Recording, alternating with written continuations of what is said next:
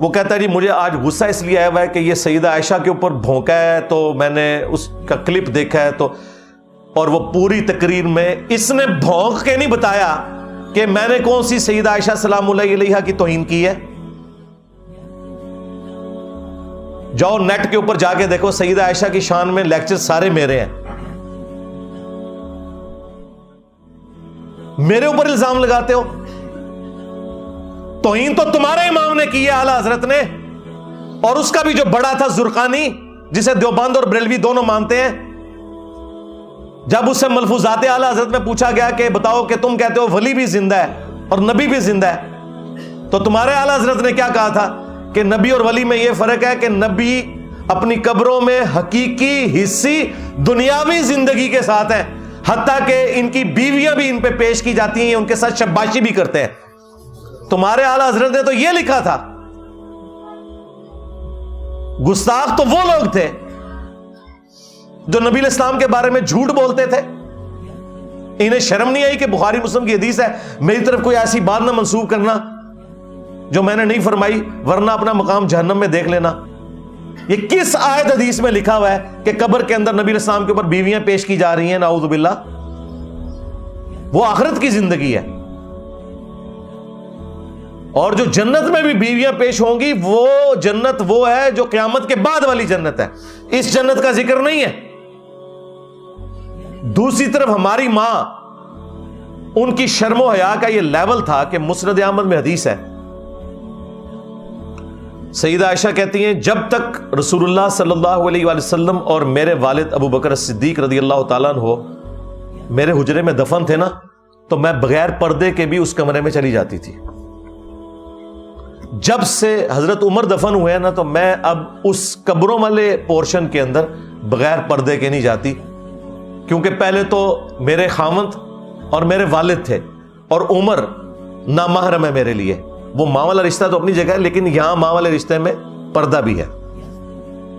ہماری ماں کی تو حیا کا یہ لیول ہے، اسی عائشہ صدیقہ کے سامنے تمہارا یہ زرقانی اور اس کا ماننے والا تمہارا اعلی حضرت اور اس کا ماننے والا باپا جانی اور باپا جانی کا مرید تو یہ جرت کرے گا کہ اما عائشہ کے سامنے کہے کہ اما عائشہ یہ جس قبر کے پاس آپ جاتی ہیں، یہاں پہ آپ کو پیش کیا جاتا ہے اور نبی علیہ السلام جو ہے وہ شباشی فرماتے ہیں؟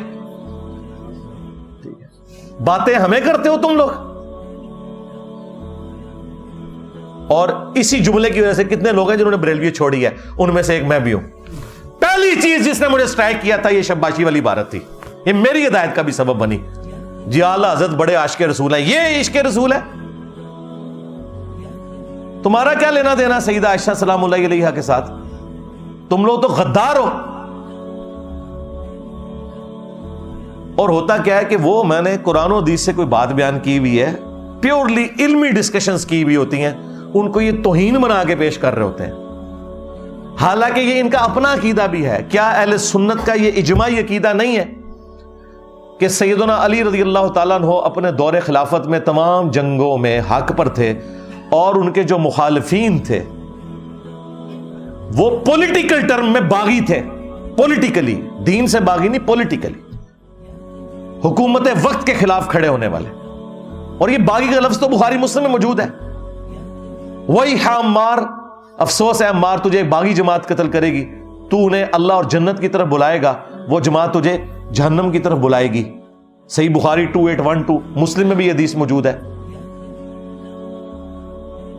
تو سیدنا علی کے مخالفین جتنے تھے جنہوں نے قصاص عثمان کو بنیاد بنایا، خواہ وہ اہل جمل ہو اہل صفین ہو، پولیٹیکلی حضرت علی کی حکومت کے وہ باغی تھے، ہے وہ صحابہ اکرام علیہم رضوان جو ان میں ہیں وہ جنتی ہیں، کوئی شک نہیں اس کے اندر۔ اب یہ وہ ٹیکنیکل ڈسکشن تھی جس کو اس نے کہا کہ سیدہ عائشہ کی توہین کر دی، تو یہ توہین میں نے کی ہے۔ یہ بخاری میں امام بخاری سے گن پوائنٹ پہ میں نے حدیث داخل کروائی ہے کہ ایک صحابی کہتے ہیں کہ جنگ جمل کے دنوں میں مجھے ایک حدیث نے بڑا فائدہ پہنچایا کہ میں نے نبی علیہ السلام سے خود یہ بات سنی تھی کہ جو قوم اپنی حکومت، اپنی عمارت کسی عورت کے سپرد کر دے وہ کبھی کامیاب نہیں ہو سکتی۔ میں نے ارادہ کیا تھا کہ میں علی کے خلاف عائشہ کا ساتھ دوں، لیکن میں عائشہ کی حمایت سے صرف اس لیے پیچھے ہٹ گیا کہ نبی علیہ السلام نے کہا تھا کہ جو قوم اپنی عمارت کسی عورت کے سپرد کر دے وہ کامیاب نہیں ہوگی، تو میں حضرت عائشہ کی حمایت سے پیچھے ہٹ گیا. یہ کافروں والی حدیث جو یہ آپ کو کہانی کراتے ہیں نا کہ کافر والی گلہ مسلمانہ دے فٹ کرنا، یہ بھی بالکل کہانی ہے. وہ کسرا کی عورت کافرہ تھی، آتش پرست تھی، صرف وہ کافرہ نہیں آتش پرست. وہ والی حدیث اما عائشہ کے اوپر اس صحابی نے لگائی اور کوئی گناہ نہیں کیا، کوئی گستاخی نہیں کی، بالکل ٹھیک بات انہوں نے کی کہ عورت کی حکمرانی نہیں ہے اسلام میں. تو یہ صحیح بخاری میں اگر میں حدیث بیان کر رہا ہوں یا اپنے کربلا والے ریسرچ پیپر میں لکھ رہا ہوں تو یہ میں توہین کر رہا ہوں. یہ صحیح بخاری میں نے حدیث داخل کروائی ہے گن پوائنٹ کے اوپر امام بخاری سے کہ عمار ابن یاسر کوفے کے ممبر پہ خطبہ دیتے ہیں، حسن ابن علی پہلی سیڑھی پہ اور دوسری پہ وہ ہیں، اے لوگو عائشہ بصرہ سے روانہ ہو چکی ہیں، وہ دنیا اور آخرت میں تمہارے نبی کی بیوی ہیں، مرتبہ نہیں کم ہونے دیا. دنیا اور آخرت میں ہماری ماں ہے. النبی اولا بالمؤمنین من انفسہم وازواجہ امہاتہم، نبی مومنین کی جانوں پر بڑھ کر ان سے حق رکھتے ہیں، نبی کی بیویاں امت کی مائیں. لیکن اللہ تمہیں آزما رہا ہے کہ تم اللہ کی اطاعت کرتے ہو یا عائشہ کی اطاعت کرتے ہو. کتنا بھاری جملہ تھا، کیونکہ وَأُولِي الْأَمْرِ مِنْكُمْ يَا أَيُّهَا الَّذِينَ آمَنُوا أَطِيعُوا اللَّهَ وَأَطِيعُوا الرَّسُولَ وَأُولِي الْأَمْرِ مِنْكُمْ، اطاعت کرو اللہ کی، اس کے رسول کی اور اپنے حکمران کی. تو عمار ابن یاسر کہہ رہے ہیں کہ مولا علی اس وقت حاکم وقت ہے، ان کی اطاعت اللہ کی اطاعت ہے. اللہ آزمائے گا کہ تم عائشہ کی پیروی کرتے ہو یا اللہ کی. یعنی اللہ ورسز عائشہ عمار ابن یاسر نے کر دیا تو کیا عمار ابن یاسر کو تم گالیاں دو گے؟ کیا تمہیں دین کا زیادہ فہم ہے ان سے؟ تمہارے آباء و اجداد تو کافر تھے، بعد میں مسلمان ہوئے، اور عمار ابن یاسر وہ ہیں کہ جو سابقون الاولون میں سے. تو کیا انہوں نے گستاخی کر دی؟ نہیں، مرتبہ نہیں کام کیا. اور امام بخاری اس حدیث کو اما عائشہ کے فضائل میں لے کے آئے ہیں کہ عائشہ دنیا اور آخرت میں تمہارے نبی کی بیوی ہیں، لیکن اللہ آزمائے گا کہ تم عائشہ کی اطاعت کرتے ہو یا اللہ کی، امیر المومنین کا ساتھ دے کر، علی بن ابی طالب کا. اما عائشہ کے فضائل بھی عمار ابن یاسر کی بیان کردہ حدیث سے آپ کو پتہ چلے. اب یہ حدیثیں سن کے یہ کہتے ہیں انجینئر گستاخی کر رہا ہے. میں نے تو نبی علیہ السلام سے نہیں کہا کہ آپ حق کھول کر اس طرح امت کو بتائیں. مسند احمد میں حدیث ہے میری بیوی کا کیا حال ہوگا جب حوض کے کتے بھی اس پہ بھونکیں گے. اور اما عائشہ اس کی وجہ سے پوری زندگی جنگ جمل کی وجہ سے دکھی رہی.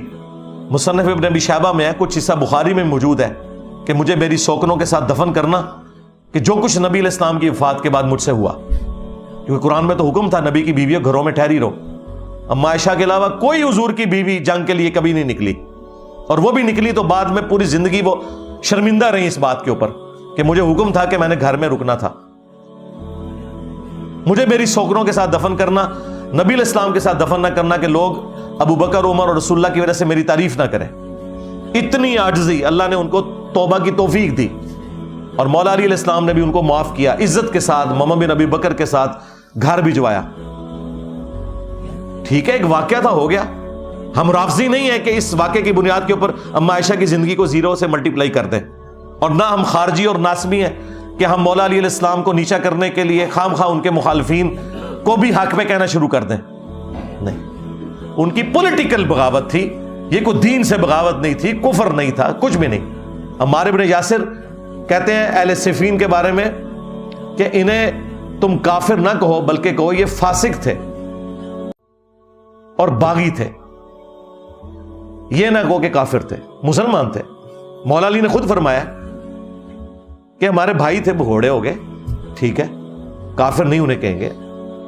اصحاب جمل جو تھے ان کے جنازے بھی مولا علی نے خود پڑھائے ہوئے ہیں، ان کی لاشوں کے اوپر گریہ کیا ہوا ہے. مصنف ابن ابی شیبہ کا آخری ذرا چیپٹر ذرا کھول کے پڑھیں، آپ کو پتہ چلے. باقی جسے تسلی کرنی ہے کربلا والا ریسرچ پیپر ہر وقت میرے ٹیبل پہ رکھا ہوتا ہے، یہ آپ پڑھ کے دیکھیں. مفت ڈاؤن لوڈ کریں ہماری ویب سائٹ ahlsunnatpak.com سے. اکیڈمی میں بھی آپ رابطہ کر سکتے ہیں، صبح سے لے کے شام تک 9 سے 5 بجے تک فون کھلا ہوتا ہے. 032159000162 فری ریسرچ پیپرز کا سیٹ آئے گا، 12 کا پیکج، 3 اذکار کارڈ اور 9 ریسرچ پیپر. کربلا والا بھی صرف 500 آپ نے TCS کا خرچہ دینا ہے. پورے پاکستان میں ہم دیتے ہیں، یہاں جتنے لوگ درس میں آتے ہیں ان کو بھی ملتے ہیں.